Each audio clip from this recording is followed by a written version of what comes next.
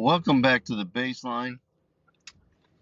And today, guys, we're going to recap the first half of the 2025 MLB season. It's a fun one. It really is. Let's start with the American League East, where the Red Sox have put themselves back into the contention, winning 10 straight games, and they're only 3 games out of first place. This is the Red Sox we were hoping we would get in 2025. They are fighting. They are pitching well. The young kids they have are playing phenomenal. They have Bregman back. Um, yeah, they're just a good team. They really are. They've struggled here and there, but now they're getting their name back in. Um, Garrett Crochet, for the first time in his career, got a complete game shutout, which is awesome. Good for him. He is one of the better pitchers in the game today. Uh, and to think that they're doing all this without Rafael Devers, who I think everyone thought was going to be part of their plans long term. But no, obviously they're not. I like this team. I think this team's gonna be a threat. Like I said, they're 3 games out of first place. They're playing phenomenal baseball. Everyone's just playing well. Do I think they should add more pieces? Yeah, maybe some bullpen help. I don't know. I really want to say hitting. The hitting just looks good. The future looks bright for the Boston Red Sox. They look like a complete team, and that's, I think, what the front office wants. I think that's what Alex Cora wants. You struggle for, you know, all this time and early in the season. Now it looks like everything's coming back together. The weight of the Rafael Devers drama is gone. And now you can focus on what you guys really, really want to do, which is focus on winning a championship, getting these young guys that you build from your farm system to finally get up and be the players and the young core you want. Bregman's being the leader for the hitters, which is awesome. Um, he's even been doing that when he was hurt. I think he's taking people to the side and he's talking to them after they get a hit. Some of the young guys have gone to Bregman directly, and they're just sitting there talking. And that's what you want to see a veteran player. And I love that Bregman is doing that. He's helping out these young guys. I would just sign him long term already. I know he has that opt out. See, maybe now because we're at the All Star break, see if he would sign a long term deal. How about this team for a very, very long time? But Boston's put themselves back in contention. It's exciting. Um, from first to fourth place. 5.5 games separate Toronto and Tampa Bay, along with the Yankees and Red Sox. I think this division is going to be fun to watch in the second half. Tampa, yeah, they struggled a little bit, but doesn't mean that they can't get back on their feet. Um, Toronto, I know, want to add some pieces. Rumor is that they're going to try to go after Zach Gallen after he's having a rough year, but they do need some pitching. Hey, listen, if that's going to help you out, go for it, because, just get better, compete. First time Toronto's looked good in years. Vlad Jr. has been playing phenomenal. Bo Bichette, is back to his old ways. He's doing great. Um, over these last couple games, he's actually hitting a lot of homers, getting on base. George Springer is another guy who, this is what they signed up for. It took years, but they finally got the George Springer they were looking for. So he's been playing well. The only thing that just really hasn't done well is Max Scherzer. Quite frankly, I think he might be done. So go after Zach Gallen. Try to get him and see where you guys could go with the starting pitching. Add some more. And I think if they do, and he could be the Zach Gallen he's been the last couple of years, it'll be a steal for the Toronto Blue Jays. So let's see what we can do right now.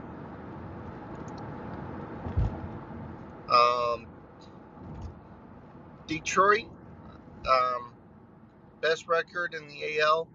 They've been playing well. I know right now they're currently on a 4-game losing streak. Might not be the way you want to end this first half, but they're like I said, best record in the AL. Actually, I think the best record in baseball. Yeah, best record in all of baseball. They are really running away with this division.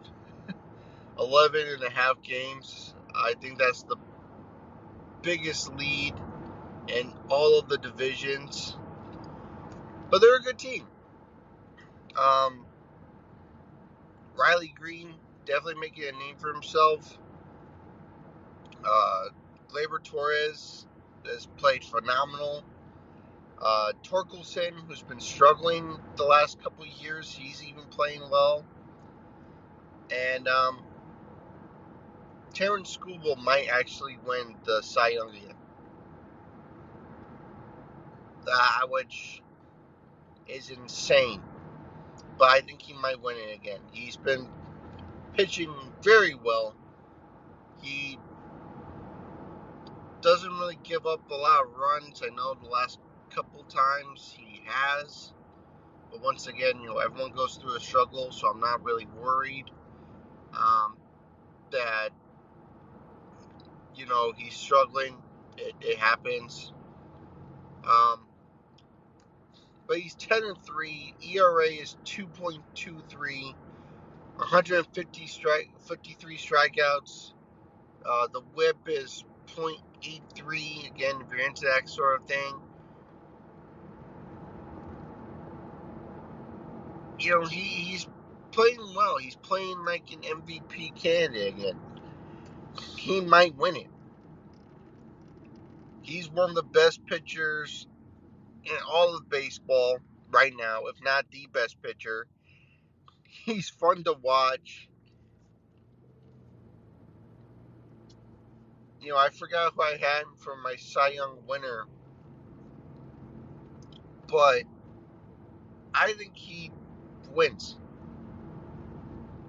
He's got to win. He's been pitching very, very well. He's basically has this Tiger team on his shoulders. And I think that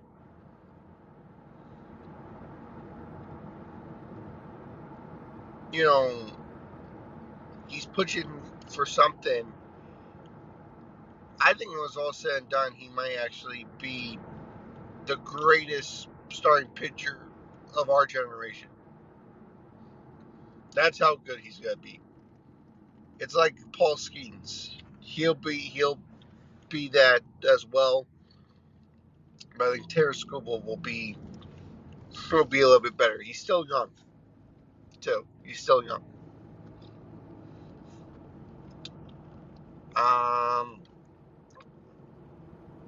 What else do we got here?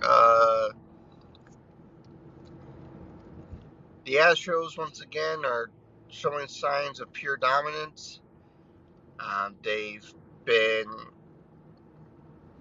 the Astros again. Isaac Paredes, as we know, in that offseason, I was not really a fan because I actually thought they would bring back Bregman. They didn't. So I was not really a fan. But since they moved him into the leadoff spot, he's been phenomenal. He really has. And this team is once again dominating. But I want to say that the Mariners are bad as well. I think it's like 5.5 games separate them and the Astros.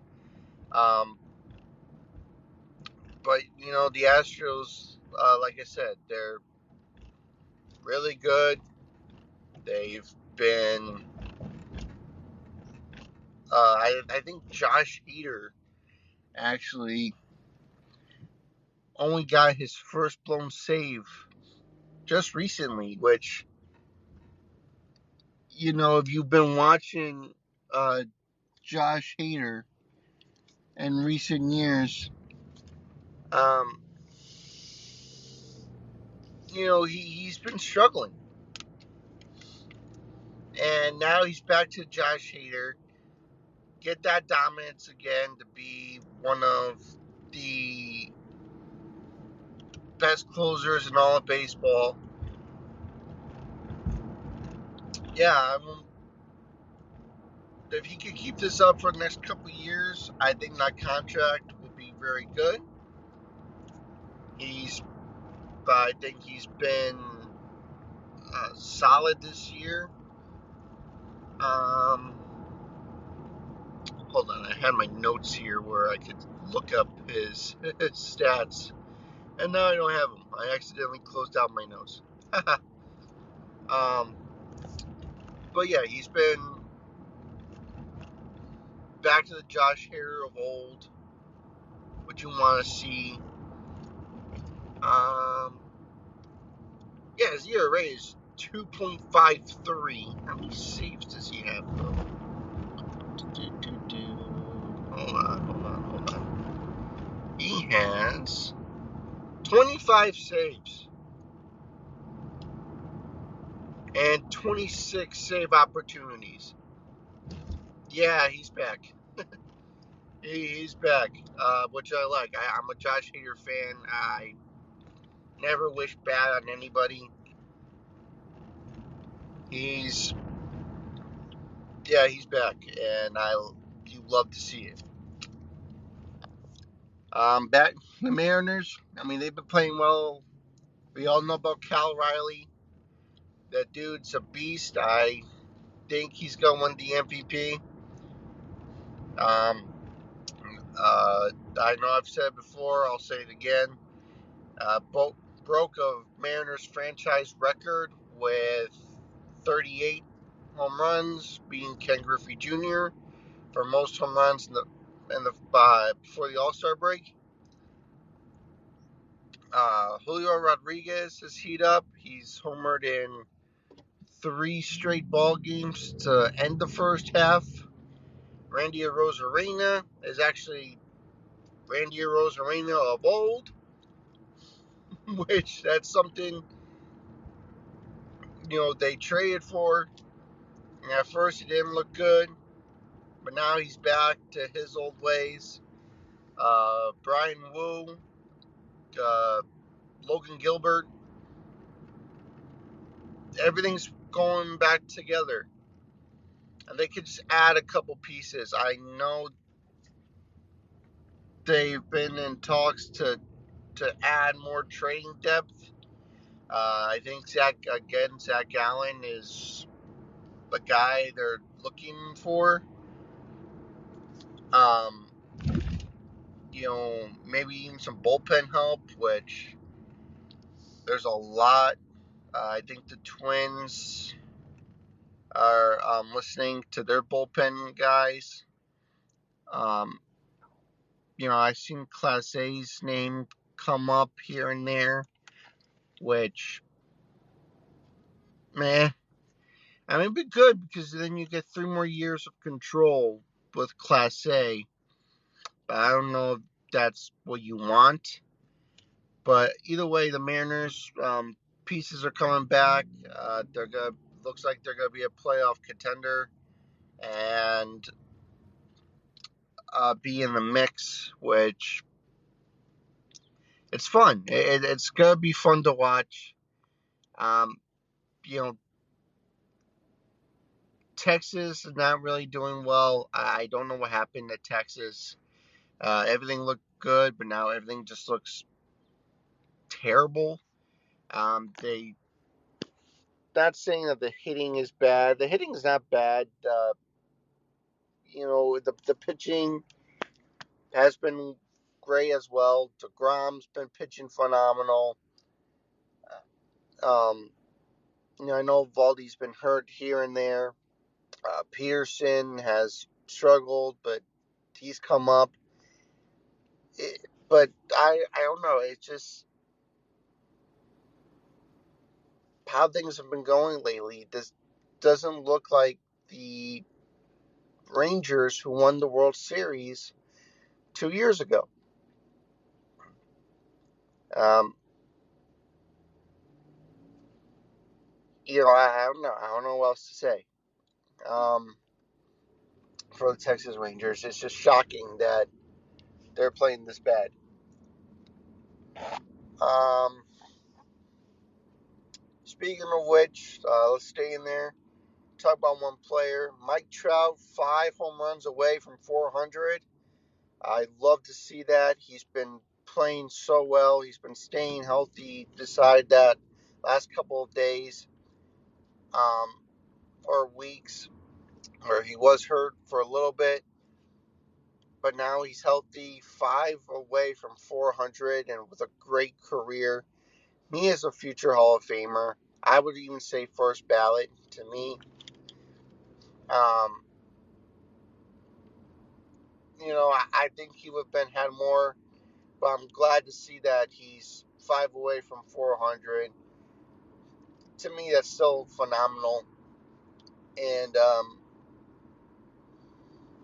yeah, I hope he can keep this up for the rest of the second half, going into the rest of next year.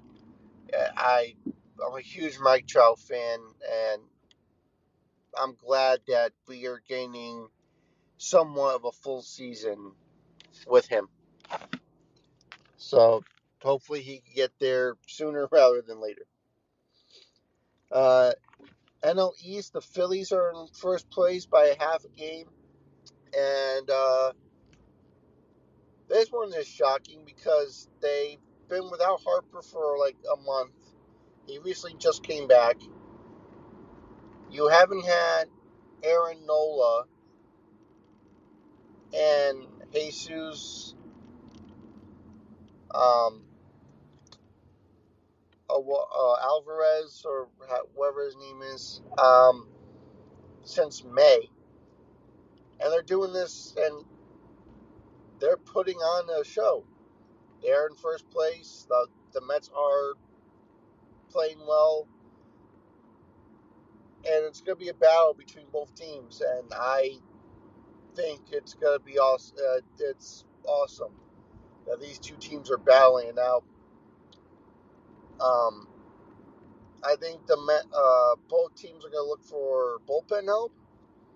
I think the Phillies also are one of the 8 teams to look at Luis Robert Jr., who is okay. He's not pitching well at all, or playing. I got my mind on pitching right now. I don't know why. But, you know, there is chemistry between both teams. And I think with both teams, the hitting's good. It's just now you need to get the pitching. I know Sean Manaea is back for the Mets. I don't know what else is going to be added for the Phillies, um, besides bullpen help. Because, as my buddy Al will say, shout out to Al, Jeff, or Jordan Romano just sucks. He has an ERA over 7, which is not good if you ask me. Um, so we'll see what they could do with that bullpen. Again, Twins are looking to sign or trade their bullpen pieces. Um, if they could get their hands on Class A, I think they'll be set for a while. But we'll see what they could do. And same thing with the Mets. I think they just need some backup for Diaz. Again, they're interested in Robert Jr. So we'll see where these teams will go with um, the trade deadline within the next couple of weeks.